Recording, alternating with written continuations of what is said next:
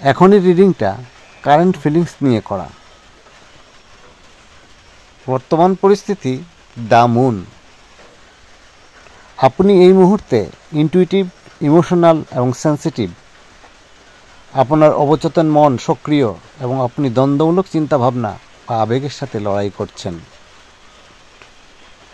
দ্বিতীয় card 5 of swords.